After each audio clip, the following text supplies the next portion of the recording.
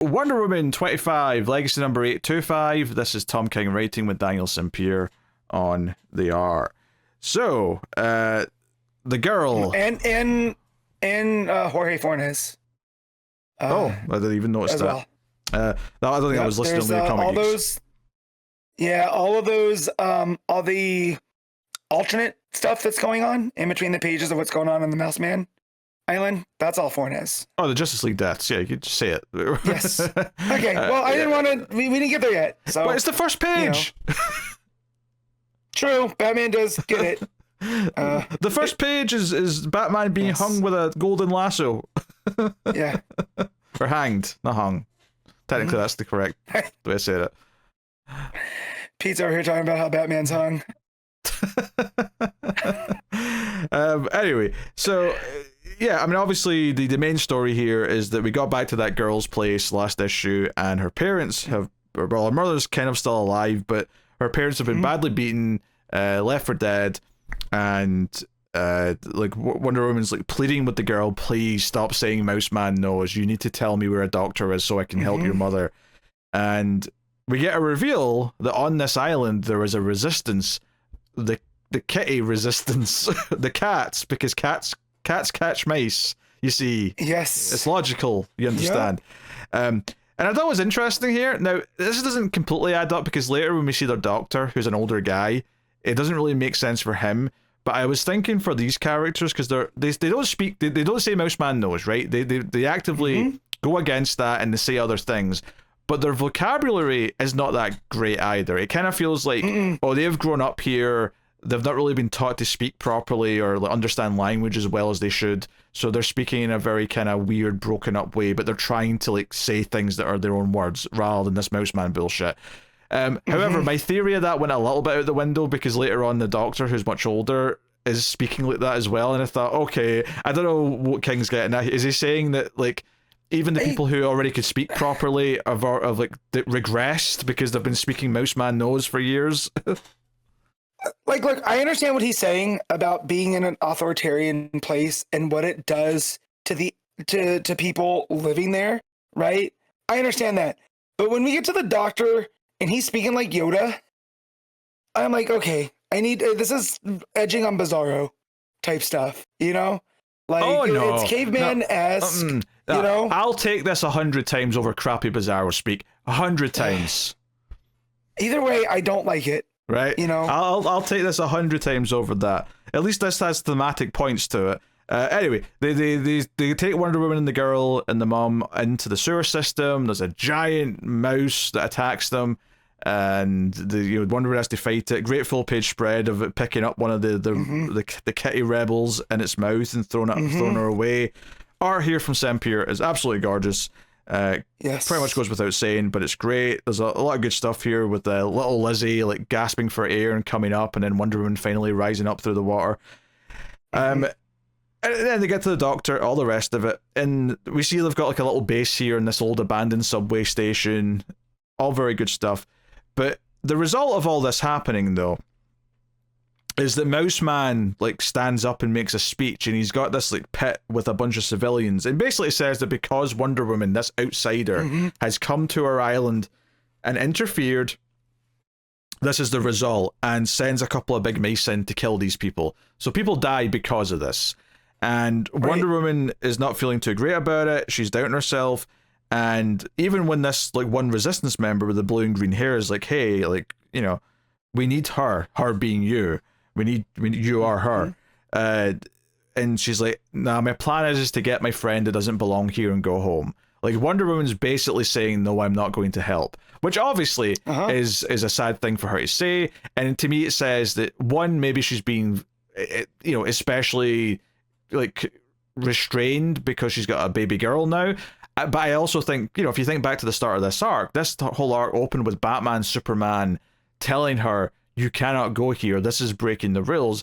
And I think because some people have been killed because she came here, she's feeling guilty. She's feeling like she caused this.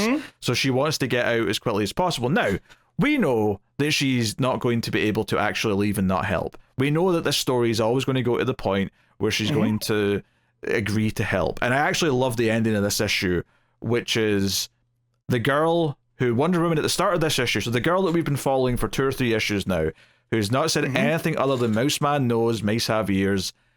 At the end of this issue, when Wonder Woman's making it clear, once they've been led to this, the little hut that we know the characters are staying in, right? With the Themyscira and all that. Once we get there, this girl tries her best and actually says the words Wonder Woman and says, Wonder Woman, please help. And I'm like, that's how you do it. That's how you like tug on the heartstrings to make Wonder Woman not be able to resist. Because now she has to. This girl has fought through the thing that she couldn't fight through, even to save her own mother. She was able to get to the point to say, her first words, other than the usual shit she's been saying, are the words Wonder Woman. That has impact. Like, I thought that was a really great, like, emotional way. And it's like, and all of a sudden, this girl not saying anything else for 3 issues suddenly has so much impact because it makes her saying something else feel like she's like fought through programming. It feels brave in a weird way. Well, and just the way where SAMPERE plays that page, right? It's her face over 4 panels, right? And you just see the progression as she tries to say, she starts saying with the M for Mouse Man, and then it turns into the W for Wonder Woman. She says it, and then just the tears and the hopeless look on her face. Yeah, right? With the tears running down. And it's fantastic art.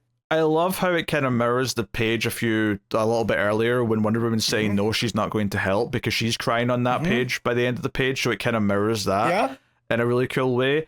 And I did see some complaints online, and people love to complain about this book for whatever reason, but people were complaining that Wonder Woman's out of character by saying she's not going to help. And I kind of agree, but I think the point is that she's going through something and that she's got these doubts. She's trying to convince herself she's not going to, but of course she is because she's Wonder Woman. She was always going to help.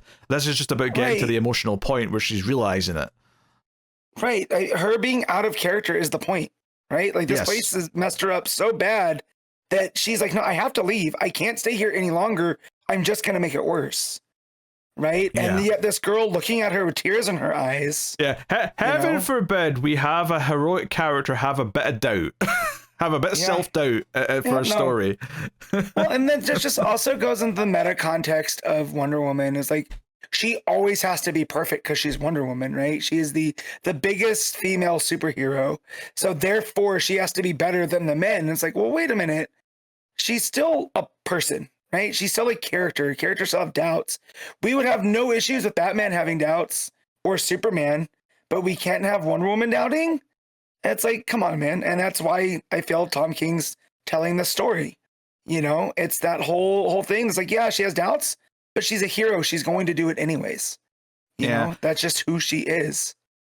Yeah, I mean, I've been digging this story, and I get the story maybe not working for some people, and I get, obviously Connor loves to complain about Tom King's voice not working for him, and some people might feel that, but it does kind of feel like sometimes people get a hate on for a book and just want to find any excuse to rip it to shreds kind of thing. And I've seen people online instantly not like Tom King because of his past and what he did before he wrote comic books. And it's like, all right, well, if you can just separate and like engage with the book, right? That's fine. If it's not working for you after doing it, but just throwing everything out just because it's Tom King doesn't help anything. You know what I mean? So you have to look through there. So like if this, I would understand how the story wouldn't be working for some people, right? Because there is a lot here that I feel like I'd like a little bit more clarity from Tom King on. And again, we're not through the end of it, right? He's still adding twists and turns here and there, But so far, I get where it's going. Yeah, we're uncovering stuff, and obviously some people might not like the interlude stuff here. So throughout this book, from very first page, we get a page of an old Bruce Wayne in the future being killed, and then later on there's a Superman page, there's a Hawkman page, there's a Green Arrow page, so on and so on. Is it Hawkman that gets shoved off the building? Because I love that page. That was a gorgeous full page spread. Yes, that's when I also realized it was Fornes.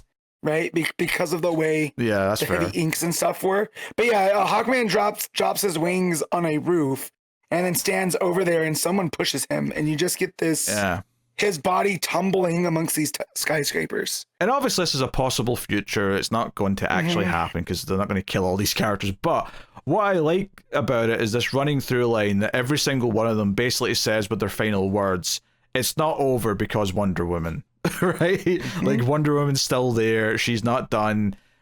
And it just, so it was, I did laugh though that like all of the pages had like a a nice moment for the characters that looked really good in the art. Some cases it was big, like going off a building. In some cases it was more like Superman making his little speech as he's going down on his knees to accept death. I laughed a little bit at Aquaman because he basically is just sitting there next to a whale, and I thought, you got the lame. You pulled the short straw on like cool death pages. He got stabbed with his own hook hand. Like they took his hook hand and stabbed him with it. I just think everyone else got a more interesting page than he did. But hey, it is what it is. So we skip to the future, and the implication is that a certain character's behind all of this. Lyssa, who is the baby of the Themysciran who's here, right? So she's given birth on this island. She was the one that wrecked the pool hall back in issue 1. And that her daughter is going to grow up to effectively be the Antichrist by the looks of it. Yeah, the matriarch. And we get introduced with this, like they keep teasing about the matriarch, and we don't know what that really is and stuff. And then we get to this, it looks like Themyscira, right? On this island, and there's someone in like no, I mean, I think it is, because they straight up say you're ruler of Themyscira and the States of United, or whatever. They say America in a weird way. Yes. But, well, and says, Lyssa, the daughter of Emily of the Amazons, heir to the sovereign of America. It's like, this is the unholy union of the Amazons with the sovereign. Yep. And look at what it has wreaked upon. And she's got a Green Lantern ring and a Legion ring in a big old sword. And yeah, definitely you said the Antichrist. I didn't think about that. And I was like, oh no, definitely. She is the antithesis of everything Wonder Woman is. Because in that scene with Superman, where he says, your matriarch and this war that she has brought, if you ask me if I have hope, I have 2 words for you. And it's Wonder Woman. And it's like, they've perverted what Wonder Woman stands for. And yet it's still the union of the sovereign and the Amazons. And it's just like, oh, this is beyond with the Mouse Man stuff. Right, these are problems that are still brewing outside of that. So yeah. Well, yeah, I mean, I think the Lyssa stuff was always going to be going beyond the Mouse Man plot, like especially since the whole Monarch thing was always like flashing to like Lizzie in the future with hearing the story. I think it makes sense that this Lyssa stuff is also going to the future, and it makes me wonder if there's going to be part of the future stuff plays out where it's Lizzie taking on Lyssa. Yeah. And I don't even think their names being so similar is an accident. That feels like an intentional choice to me. So, I think that's interesting. Because that's the thing, that she's talking to her subordinate, in this little future scene. She's saying, no, we've not taken care of everything. We've not taken care of her, not Wonder Woman. The idea that that's the one thing still standing. What's interesting, though, is they all say Wonder Woman. Do they mean Diana, or are they talking about Lizzie in this future? Right. Because that's possible. Because if it's Lizzie, it's the idea of Wonder Woman, right? And that's what she's the one that used her brothers, right? Well, of Damien and John to get in to talk to the sovereign, right? Doing these impossible tasks. And it's like, as long as Diana's dream lives on in Lizzie, right? That is Wonder Woman. It's that whole idea. And until that's defeated, the matriarch can never really win, right? That sense of what she stands for. So I like it. I like it a lot. And like you said, the names being so close cannot be an accident. No. Of Lizzie and Lyssa. So yeah, and she's got a cool look, and it's kind of cool to have another fun like nemesis of these characters. Now, how they deal with all the future stuff and like sort of, because obviously at some point it's all going to be stopped. I expect either that or this book's going way out of continuity. But either way, I'm curious to see how they address that as this goes forward. But I think it's interesting though that this Mouse Man stuff, which felt mostly separate up until this point, it's like, no, this is still playing a part in the larger Tom King run of the story he's been telling since issue 1, right? This is still tying into the Monarch stuff and the future stuff, but it's it's almost like it's building the other side of the future now. And then at some point we're going to get the two meeting in some form or another. So, no, fascinating and all that stuff. Especially since, you know, that entire first thing, it was like, hey, we're introducing Lizzie, the daughter of Wonder Woman, Trinity. Possibly Wonder Woman by name as well at a certain point. We spend all that time basically teasing and hinting at the child of Wonder Woman. It's interesting now that we're now building up to teasing the child of the Sovereign, right? You know, I think that's a really interesting, again, kind of like two sides of the coin kind of approach to this. So, absolutely. No, very, very good. I mean, King's Wonder Woman is one of my favorite books every month. I still have a great time reading it. And if there is a nitpick, like, you know, why is the Doctor still speaking like this? Like, I get why the younger people are. Like, that is nitpick territory. It's not like a huge deal. No. I will, even if I don't initially like what's going on in the story, there's always enough to talk about. There's that King is always playing with these themes that, you know, of what makes Wonder Woman work. But yeah, for more often than not, it's one of my favorite books. And this one with all the Mouse Man stuff, I was getting a little bit, I don't want to say bored or anything, but just the whole Mouse Man knows stuff. I wasn't looking forward to it as much as I used to. And now you have that whole turn with the girl saying Wonder Woman help. And it's just like, okay, it was worth all of that annoyance to get to that moment, you know? So yeah, I wasn't that. Honestly, it's almost like pleasant to me to be like, oh, I can almost just ignore a lot of these speech bubbles. I can just, because I know what they're saying, I can just keep going. It's like a little rest. It's like a little rest. Anyway, what are you giving Wonder Woman 25? I'm gonna give this a straight 8. Yeah, I think I'll go up a nudge to at least 8.5. Really dug it. Yeah. Was this a longer issue because it was issue 25? I didn't even notice if it was. Let me see. I don't know if it was. I don't know. They sometimes do it for 25, pages? They sometimes don't. It's hard to tell. Yeah. Let me compare pages. Oh, it is a bit longer. No, it's not actually. No, there's a preview. No, I think it's a little bit longer because it goes up to page 30 digitally, which is. Oh, my Superman was 25 pages. This was 36 pages with ads. And stuff. So it may be an extra 5 pages, give or take. Yeah. I mean, maybe it wasn't. I don't know. Anyway, if it was, I didn't notice, which is a good thing because it meant I wasn't feeling like any kind of padding or anything, or pacing issues. So there you go.